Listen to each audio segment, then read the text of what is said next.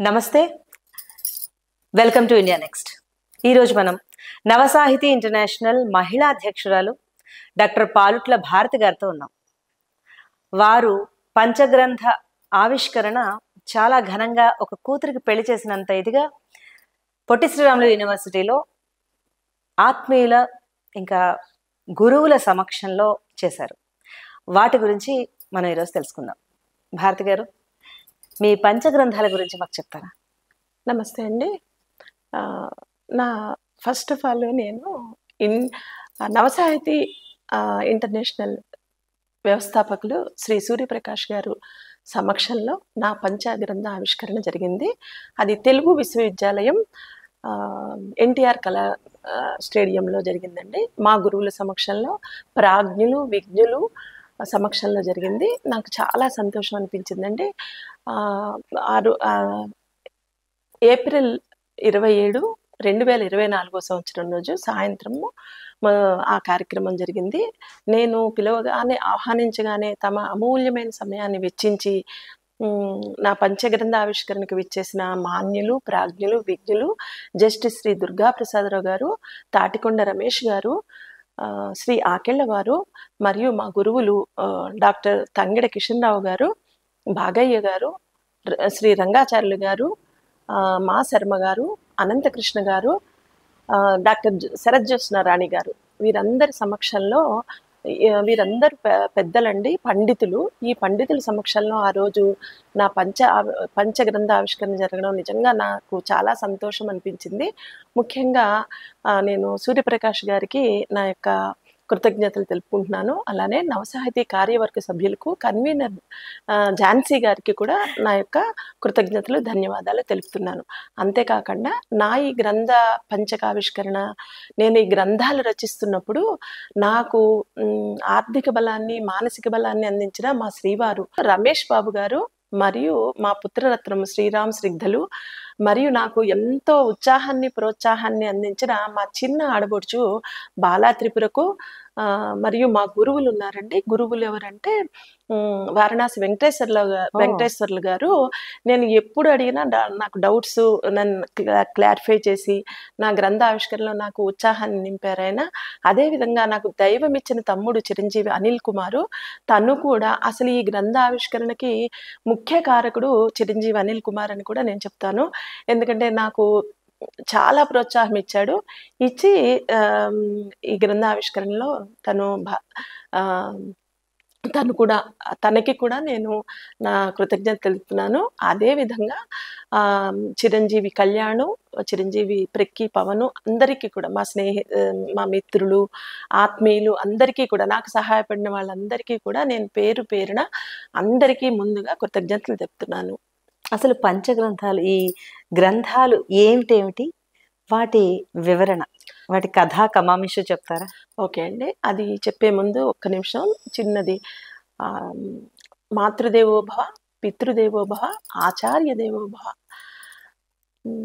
కూజంతం రామరామేతి మధురం మధురాక్షరం ఆరుహి కూజంతం రామ రామేతి మధురం మధురాక్షరం ఆరుహ్య కవితా శాఖం వందే వాల్మీకి కోకిలం. అలనాడు త్రేతాయుగంలో బ్రహ్మ ఆదేశానుసారం నారదుని ఉపదేశం పొంది శ్రీ వాల్మీకి మహర్షి రచించినటువంటి శ్రీమద్ రామాయణం,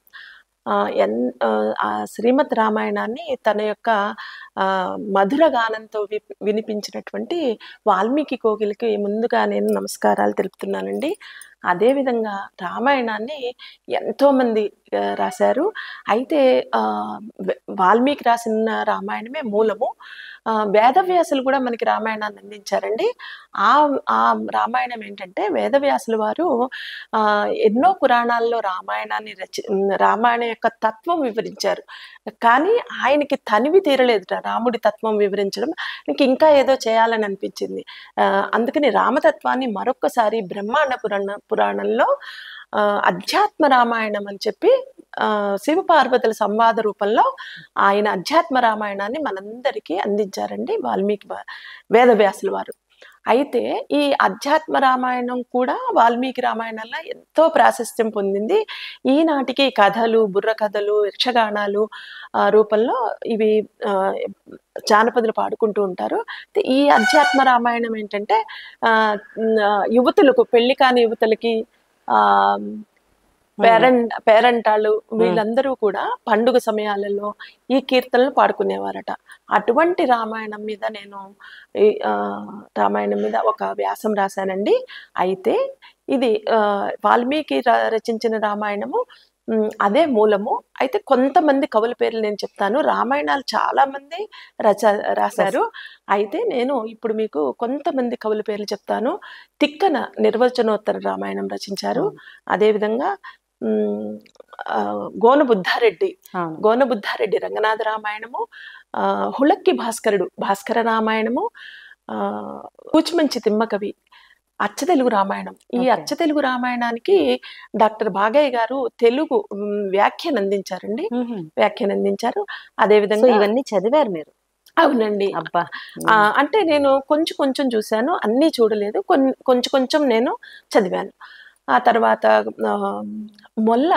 కవయిత్రి మొల్ల రామాయణము, అద్భుతమైన పద్యాలు, మొల్ల రామాయణము. అదేవిధంగా డాక్టర్ విశ్వనాథ సత్యనారాయణ గారు రామాయణ కల్పవృక్షము, అంతేకాకుండా మల్లినాథ రామాయణము, మరియు మల్లెమాల రామాయణము. అంటే మల్లెమాల అనే పేరుతో రాశారు మల్లెమాల రామాయణము. అదేవిధంగా బనం జ్వాల నరసింహరావు గారు ఆయన రామాయణాన్ని రచించారు. ఈ విధంగా ఎన్నో రామాయణాలు మనకి ఆధునిక కాలంలో కూడా రామాయణాలు రచిస్తున్నారు. ఏది ఏమైనప్పటికీ వాల్మీకి రామాయణమే మనకు మూలంగా తీసుకుని రచిస్తారు. అయితే అసలు రామాయణం అంటే ఏమిటి? రామాయణం అంటే ఏమిటి అని అనుకుంటే, రామాయణం అంటే రాముడి యొక్క జీవిత చరిత్ర, రాముని యొక్క పయనం, రాముని యొక్క పయనం, రాముని యొక్క మార్గం, అంటే జీవిత ప్రయాణం, జీవన ప్రయాణము. ఎందుకు రాముడి యొక్క జీవన ప్రయాణం ఎందుకు అంత ప్రాశస్తం అంటే, రాముడిని ఎందుకు మనం పూజించాలి, రామాయణం ఎందుకు చదవాలి అంటే, రామాయణంలో రాముడు మూర్తి భవించిన ధర్మానికి ప్రతీక రాముడు. రామో విగ్రహవాన్ ధర్మ అంటారు. ఎవరన్నారు? అతని శత్రువు, రాముడి యొక్క శత్రువే అతన్ని శ్లాఘించాడు రాముడిని. అంటే ధర్మానికి ప్రతీక రాముడు. అదేవిధంగా రాముడు స్థితప్రజ్ఞుడు, 16 షోడశ గుణాలు, అన్ని సకల సద్గుణ రూప సంపన్నుడు రాముడు. అలానే ఆయన పితృవాక్య పరిపాలకుడు, మాతృవాక్య పరిపాలకుడు, పితృవాక్య పరిపాలకుడు, సోదర ప్రేమ, శత్రు ప్రేమ కి ప్రతీక అయిన. అలానే ఏకపత్ని వర్తుడు, ఒకటే మాట, ఒకటే బాణం, ఒకటే పత్ని అన్న వ్రతాన్ని ఈయన తీసుకున్నారు. ఇది ఎందుకు చేశారు ఈయన రాముడు అంటే, ఈ ప్రతిజ్ఞ, ఏకపత్ని వ్రతం అనే ప్రతిజ్ఞను ఎందుకు పూనుకున్నాడు అంటే, ఈ రాముడి యొక్క తల్లి కౌసల్య ఆ రోజుల్లో అసలు బహుభార్యాత్వం ఉండేది. కానీ రాముడు దాన్ని ఖండించి ఏకపత్ని వ్రతాన్ని స్వీకరించారు తండ్రికి. ఎందుకంటే కౌసల్య పడినటువంటి ఆవేదన, అంటే బహుభార్యత్వం వల్ల దశరథుడి ద్వారా కౌసల్య పడుతున్నటువంటి ఆవేదన్ని ఈయన అర్థం చేసుకుని, ఓహో బహుభార్యత్వం ఉండకూడదు, ఏకపత్నియే ఉండాలి, స్త్రీలు సుఖపడాలి అంటే ఏకపత్ని వ్రతము అని చెప్పి ఆయన ఏకపత్ని వ్రతాన్ని తీసుకున్నాడు, ఆచరించాడు. అదేవిధంగా ఈయనకి ధర్మము, సత్యము, ఉచ్ఛ్వాస నిశ్వాసలు, అసలు ధర్మానికి ప్రతీక ఆయన. జగత్ కళ్యాణకారుడు, దుష్ట శిష్ట రక్షకుడు, అదేవిధంగా జానకి వల్లభుడు, జానకి ప్రియుడు శ్రీరామచంద్రుడు. ఈ విధంగా మనము రాముడి యొక్క పయనాన్ని, ఆయన యొక్క మార్గాన్ని అనుసరించాలి. అయితే మనకి రాముడు ధర్మంగా ప్రవర్తించాడు. ప్రతిదీ రాముడు అంటే ధర్మమే, ధర్మం అంటే అసలు ధర్మం అంటే ఏమిటండి? ధర్మం అంటే మనువు కొన్ని లక్షణాలు చెప్తాడు ధర్మానికి. ఏమిటంటే, ఎప్పుడూ కూడా ఓర్పు నశించకూడదు మనిషికి, అదేవిధంగా ధైర్యం కోల్పోకూడదు, పరిసరాలు శుభ్రంగా ఉంచుకోవాలట, స్వచ్ఛంగా ఉంచుకోవాలి, మనసు స్వచ్ఛంగా ఉంచుకోవాలి, శరీర శుభ్రత కూడా అవసరము. అదేవిధంగా మన ఇంద్రియాలు పంచేంద్రియాలు కర్మేంద్రియాల్ని మన ఆధీనంలో ఉంచుకోవాలి, కోపాన్ని తగ్గించుకోవాలి, సత్యాన్ని మాట్లాడాలి, అధర్మం చేయకూడదు. ఇవన్నీ ధర్మం యొక్క లక్షణాలు. అయితే ఈయన శ్రీరామచంద్రుడు ఆ భగవంతుని స్వరూపంలో ఉండే మానవమూర్తిగా అవతరించాడని వాల్మీకి రామాయణంలో చెప్పారు.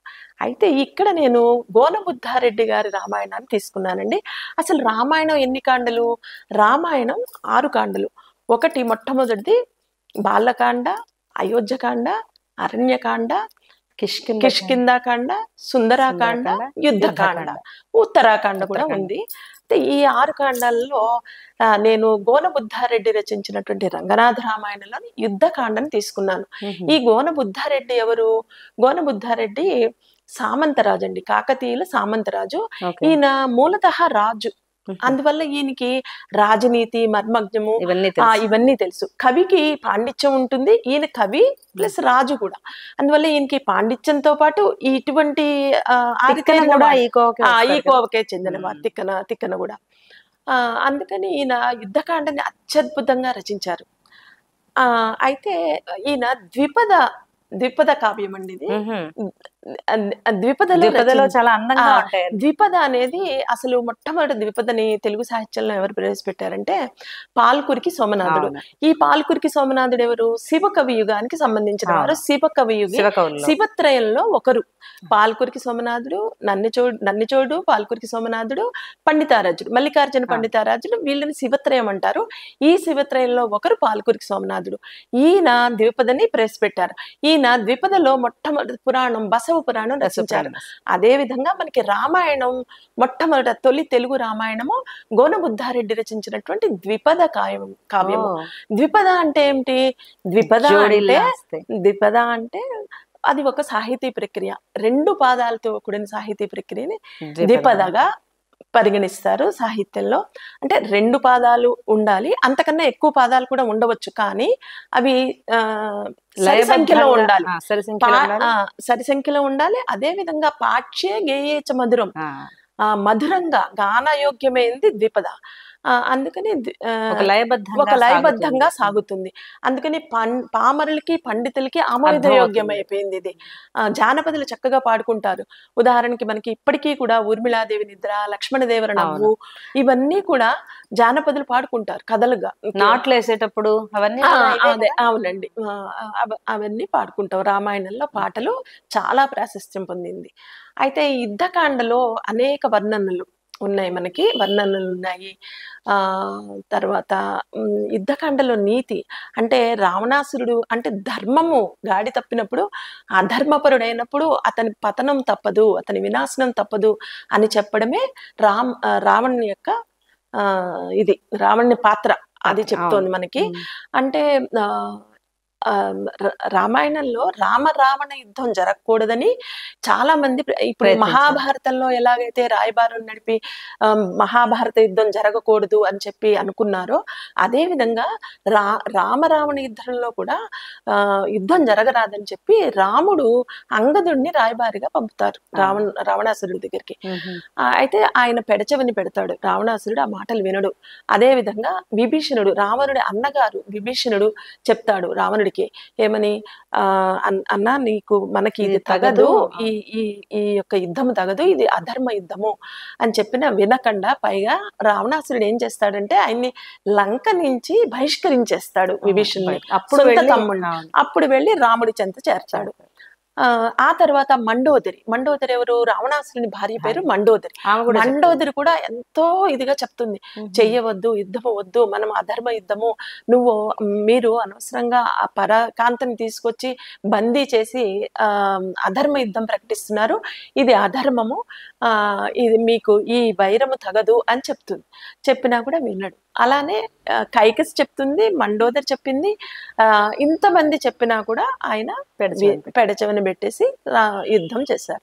ఆ యుద్ధంలో అనేక ఇందులో ద్వంద్వ యుద్ధాలు, సామూహిక యుద్ధాలు ఇవన్నీ జరిగాయి.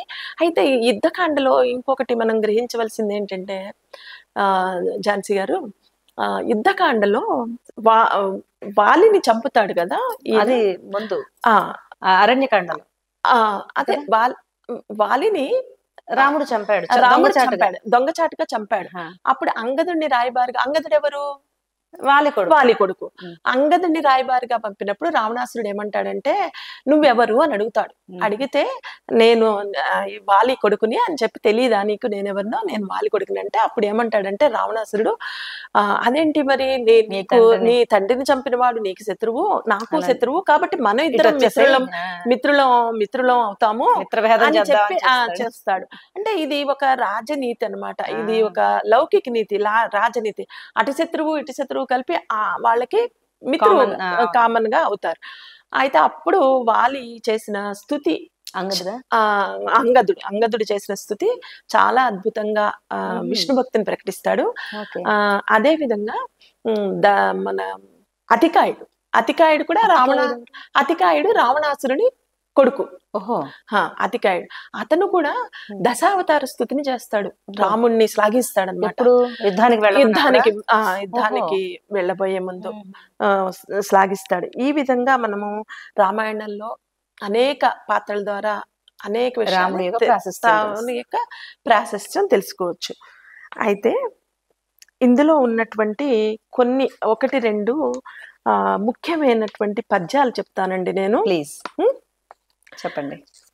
మీకు పద్యాలంటే చాలా ఇష్టం, 108 పైగా పద్యాలు బాగా నోటికే వచ్చేసు అని విన్నాను కదా. అవునండి. ఇదివరకు కూడా మీరు 1-2 పద్యాలు చెప్పారు. స్త్రీల మీద ఒక పద్యం చెప్తాను. అది ఏంటంటే వేమన గారు రచించిన పద్యం ఇది. స్త్రీలు లేని చోట స్త్రీలు కలుగు చోట చెల్లాటములు కలుగు. చెల్లాటములు అంటే దెబ్బలాటలు. స్త్రీలు కలుగు చోట చెల్లాటములు కలుగు, స్త్రీలు లేని చోట చిన్నబోవు. అవును, మరి ఆ స్త్రీలు లేకపోతే చిన్నబోతుంది. స్త్రీలు కలుగు చోట చెల్లాటములు కలుగు, స్త్రీలు లేని చోట చిన్నబోవు. స్త్రీల వలన నరులు చిక్కుకున్నారయా విశ్వదాభిరామ వినురవేమ అంటారు. అంటే స్త్రీల వల్ల వాళ్ళ తప్పేం లేదు, స్త్రీల వల్ల ఇబ్బందులు పాలవుతున్నారు.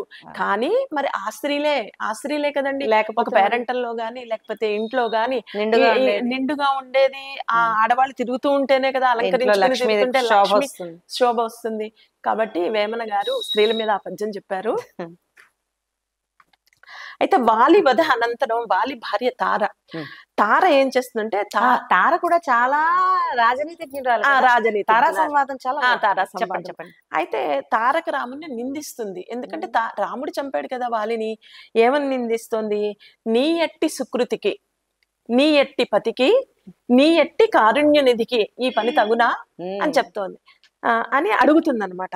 అదే విధంగా శ్రీరాముడు దశరథుని వదిలి వనవాసానికి వెళ్తున్నప్పుడు ఒక దశరథుని అవస్థ వర్ణిస్తూ ఒక అద్భుతమైన పద్యం గోనబుద్ధారెడ్డి గారు రచించారు. అది ఈ విధంగా ఉంది. అనగుడు దశరథుడు అటు పోక నిలిచి తనుసూను రథమును తప్పక చూచి, అదియును కానక ధూళి నటు చూచి అదీను కానక బయలటి చూచి. రాముడు వెళ్ళిపోతుంటే పాపము ఆయన చాలా వ్యధ చెందుతాడు. తండ్రి దశరథుడికి విపరీతమైన ప్రేమ కదా పుత్రుడు అంటే, రాముడు అంటే. అదేవిధంగా రాముడు సీతను ఎడబాసినప్పుడు రాముని యొక్క ఆవేదన ఈ విధంగా ఉందండి. రాముడు ఇలా అంటున్నాడు, ఏమంటున్నాడంటే, ఇది నాకు మహారణ్యమై ఇప్పుడు తోచే. ఇప్పుడు సీత లేనప్పుడే ఇది నాకు మహారణ్యమై ఇప్పుడు తోచే, ఇది నాకు పర్ణశాలయని ఇప్పుడు తోచే, ఇది నాకు తపమని ఇప్పుడు తోచే, ఇది నాకు దుఃఖమని ఇప్పుడు తోచే. రావణుడు తన శత్రువైన రాముడిని ధనుర్విద్యని కొనియాడతాడు. అల్లవో రఘురామ నయనాభిరామ విలువిద్య గురువా వీరావతార మానవరాజకుమార కంఠీరవ వీరాగ్రగణ్య ఓ విశ్వశరణ్య అంటూ ఆయన్ని పొగుడతాడు. ఈ విధంగా రావణాసురుడికి ఎంతమంది చెప్పినా యుద్ధముకే సిద్ధమవుతాడు తప్ప, అధర్మ యుద్ధానికి చేయడానికి తలపడతాడు తప్ప ధర్మాన్ని ఆయన అంగీకరించడు. రావణుడికి 10 తలలున్నా 20 చేతులున్నా, అంత ధీశాలి అయినా, లంకాదేవి నేత అయినప్పటికీ ఆ ధర్మం చేసిన వాడు ఎప్పుడూ కూడా వాళ్ళకి జయము లభించదు, ధర్మమే గెలుస్తుంది అని యుద్ధరంగనాది అంటే యుద్ధకాండలో మనము తెలుసుకోవచ్చు. ఈ పుస్తకం అండి నేను రచించింది యుద్ధరంగనాథీయం. ఈ మొత్తం ఈ జోడించాను. యుద్ధ రంగనాదీయం. అది రంగనాథుడు రాసింది కాబట్టి రంగ దానిలో గో- దాని గోనబుద్ధ మూలంగా తీసుకున్నారా? గోనబుద్ధారెడ్డి రచించిన యుద్ధ రంగనాదీయం. Okay. యుద్ధ రంగనాదీయం ఎందుకు పెట్టానంటే యుద్ధం ఉంది కాబట్టి, రంగనాథుడు రచించాడు కాబట్టి యుద్ధ రంగనాథీయం అని పెట్టాను. అయితే ఈ యుద్ధ రంగనాథీయము ఈ యొక్క వ్యాసానికి నాకు గిడుగు రామమూర్తి పంతులు గారి జీవన సాఫల్య పురస్కారం ఓ, బిక్కి గారి ఆధ్వర్యంలో జరిగింది. వారికి నా మనస్ఫూర్తిగా కృతజ్ఞతలు తెలియజేస్తున్నాను. చాలా సంతోషం అండి. సో ఇప్పుడు మీరు ఉదహరించిన కథలన్నీ కూడా మీరు ఇందులో ఇందులో ఏంటంటే అవాల్మికాలు కూడా ఉన్నాయండి. ఉమ్, అంటే గోనబుద్ధారెడ్డి రచించిన యుద్ధకాండలో అవాల్మికం అంటే వాల్మీకి రాయినటువంటి కొంత తన హృదయాన్ని జోడించారు నెక్స్ట్ ఈయన సొంతగా కొన్ని ఆయన కథలు. గోనబుద్ధారెడ్డి మూలతః రాజు అని చెప్పాను కదా. సో ఆయన స్వతంత్ర కల్పనలు చేసి రచించారు ఈ యుద్ధ రంగనాదీయం. ఓకే, సో ఇది మొదటిది. ఇది మొదటిదండి. చాలా బాగుంది.